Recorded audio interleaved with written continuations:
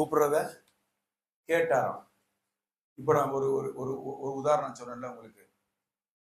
எல்லா ஆசீர்வாதங்களினாலும் ஆசீர்வதிக்கப்பட்டிருக்கிறோம் அப்படிங்கிறது என்னது? உண்மை. ஆனா பஸ்ல போய்கிட்டு இருக்கும் போத மனசு கேட்கறதும் என்னதுதான்? என்னடா எல்லாராலும் ஆசீர்வதிக்கப்பட்டவன் இப்போ இவ்வளவு கஷ்டப்பட்டுக்கிட்டு இருக்க, அப்போ அது என்னது உண்மையா? அவர் உன்னைய ஆசீர்வதிச்சிருக்காருங்கிறத சொல்லுது. என்ன எங்க இல்ல கான்ட்ராஸ்ட் புரியுதா? தாவீது எதனால் அபிஷேகப்பட்டவன்? ராஜாவாக அபிஷேகப்பட்டவன். ஆனா எது மூலமா போறான்? போராட்டத்தின் மூலம் போய்கிட்டு இருக்கான். இப்போ போராட்டம் உண்டாகுது அப்படிங்கிறதுக்காக ராஜாவாய் அபிஷேகிக்கப்பட்டது பொய்யா உண்மையா? ஆனா மனசு என்ன சொல்லும்? சுத்தி இருக்கிற சூழலை வச்சு மனசு என்ன சொல்லும்? ஏதோ ஒண்ணு மாத்தி எழுதிட்டானுங்க போல இருக்கு, எதுவும் தெரியல, பேசியார் ஒண்ணு சரியில்லை போல இருக்கு, பிரிண்டிங் மிஸ்டேக்கா இருக்குமோ, என்ன ஆசீர்வதிக்கப்பட்ட எல்லா ஆசீர்வாதங்களும் ஆசீர்வதிக்கணும், மூச்சு வாங்க அடிக்கிறாங்களே இவங்க, உலகம் சுத்தி சுத்தி போராட்டமா இருக்க, எதுக்கு திரும்ப மனசு ஒரு பக்கம். தாவீது மனம் எவ்வளவு மனவேதனை இருந்தா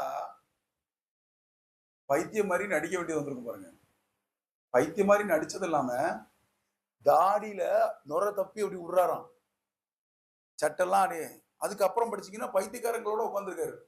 400 பேர் எல்லாரும் இவர்களுக்கு தலைவனானார் தாவீது அப்படின்னு சொல்லி வரும் பின்னாடி, அதே அதிகாரத்துல படிச்சீங்கன்னா. அப்போ மனசு என்ன கேள்வி கேட்டிருக்கும்? சாமுவேலு தீர்க்கதரிசி, ஒருவேளை அவர் கள்ள தீர்க்கதரிசியார் போறோம், தலையில எல்லாம் தைலத்தை ஊத்தி ராஜாவை, இஸ்ரவேலுக்கு ராஜாவை அபிஷேகம் பண்ணா தாடியெல்லாம் நம்ம ஒரு மாதிரி நுரைய தப்பி பைத்தியமாய் நடிக்க வேண்டியது, உயிர் பொழைக்க அந்த ராஜாக்கு முன்னாடி என்னவோ நடிக்க வேண்டியிருக்கு.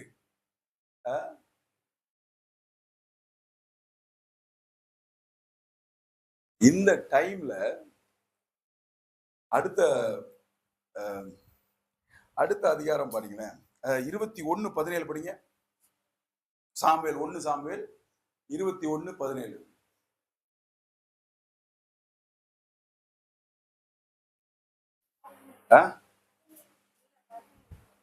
இல்லையா? எங்க போச்சு? 15 வரைக்கும் தான் இருக்கா? அந்த சவுல் அவரை கொன்றுவார் பாருங்க. யாரை கொள்வாரு? அவருடைய அந்த ஒரு ஆசாரியனை கொள்ளுவார் சவுல். அது எங்க இருக்கு?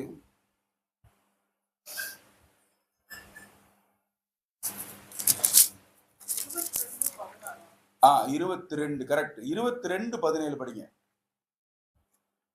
22:17.